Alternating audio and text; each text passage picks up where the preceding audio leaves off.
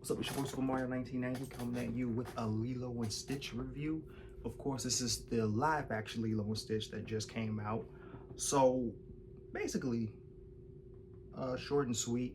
If you like the animated version, no reason to dislike this one. It's pretty much mostly the same movie. There are a couple of things that they do differently. Some things that are actually better than what they did in the original. Some things that they add and just like exploring the themes of Ohana, which is family. That's like the main central theme behind Lilo and Stitch.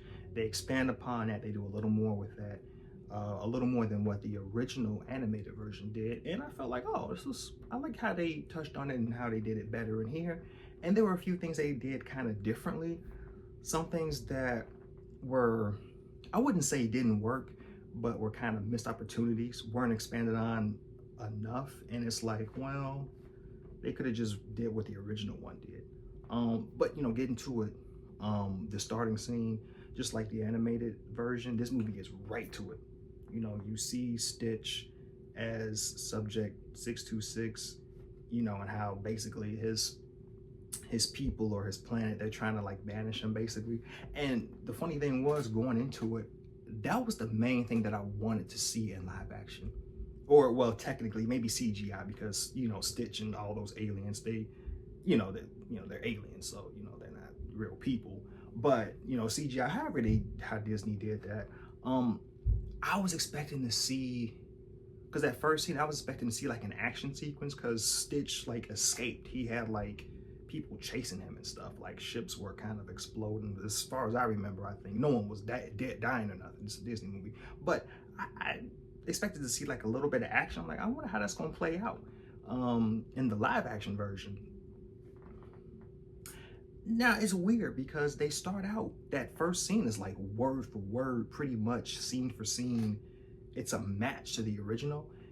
And then once Stitch escapes into that pod, he just lands on Hawaii and that's it. And then old girl's talking about how, y'all gotta go down there and find him, because we can't be letting him run around, and we can't let humans see him and know that we got somebody on the loose, right? And then they just get right to Lilo and her sister and their whole story, right? And I was like, oh, I was a little disappointed, because I'm like, oh, I really wanted to see that first Stitch sequence play fully out.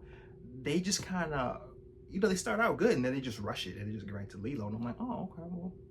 I was a little disappointed, because for me that was the main scene that I really anticipated seeing. Like, oh, what's that chase gonna be like when he's in that shuttle and he's trying to like escape? I'm like, oh, they don't even show that. Oh, okay. And then there was another thing they did. Now if you've seen the animated version, if you know that social worker, that serious, stern social worker that like Men in Black, and he was all serious and he was coming in all gruff. So that was Ving Rhames who did the voice of him. And I was wondering, when I heard they was doing the live action, I'm like, I wonder if Ving Rhames is gonna reprise his role. And I'm like, that would have been cool, because Ving Rhames also had Mission Impossible come out. He would have had 2 movies come out on the same day. But they ended up going with Courtney B. Vance, who's a great actor. This is Angela Bassett's husband too, and I've seen him in lots of stuff. Very underrated, doesn't get a lot of credit or like respect that he deserves, or not a lot of attention. But he always does a great job, always understands the assignment. I've seen him in countless TV shows and movie appearances, right? This is what I don't understand.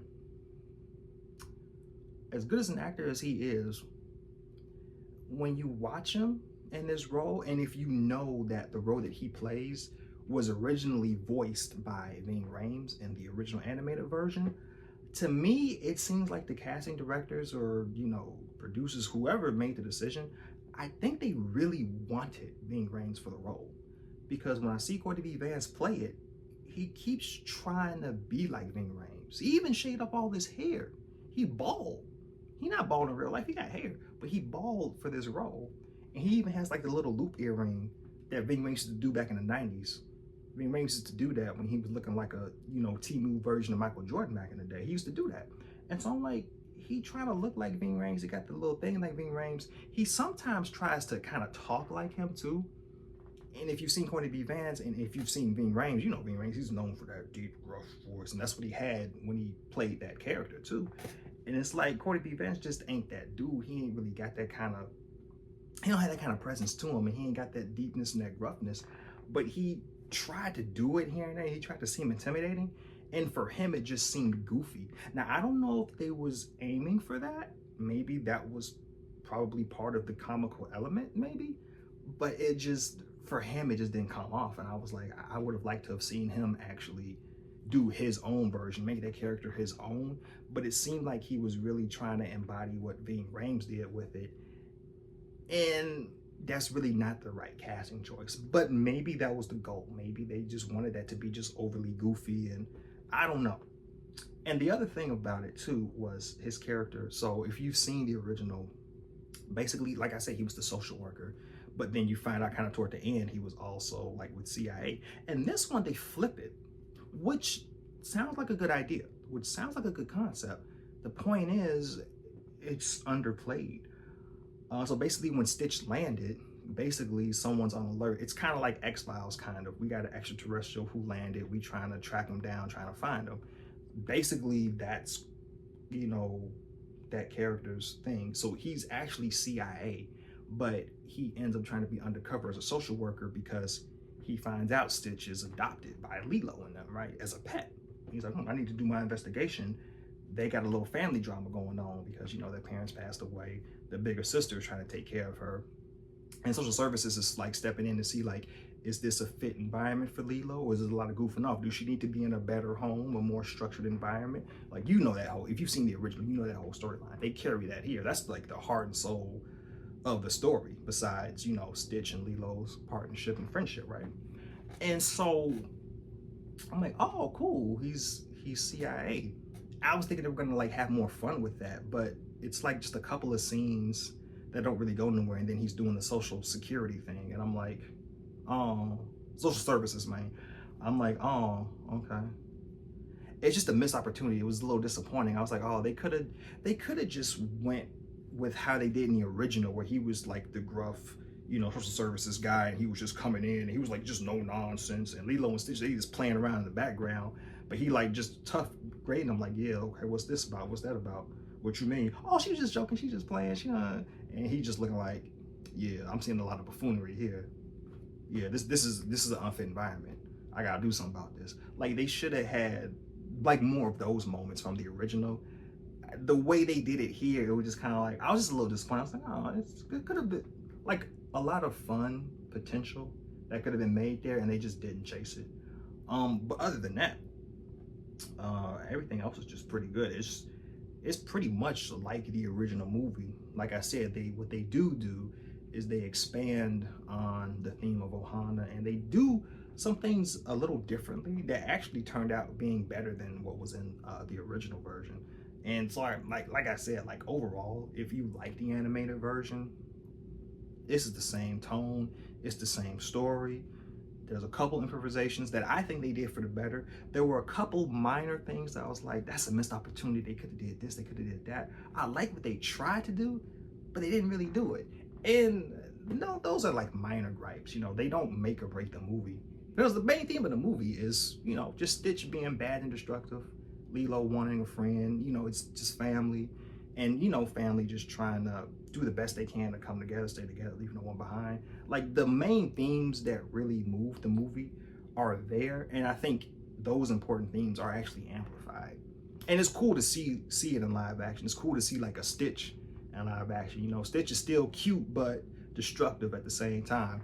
And they did a really good job capturing that here, you know, just as they did in the original animated version. So, I mean, like I said, like, if you like the original version, there's no reason that you'll dislike this version. You know, it's the same movie with added themes to what made the first one so good. They add on, they build a little bit, and they make it a little better, I feel like. You know, I got these movies still neck and neck, total.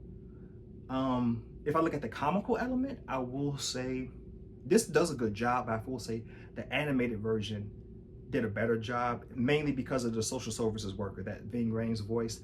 I like him doing the character a lot better than Cordy B. Vance did. That's like my main gripe that kind of brought it down just a little bit. But like I said, that's just like a comical element. You know, that wasn't like the big theme piece behind Lilo and Stitch. So that can be overlooked easily.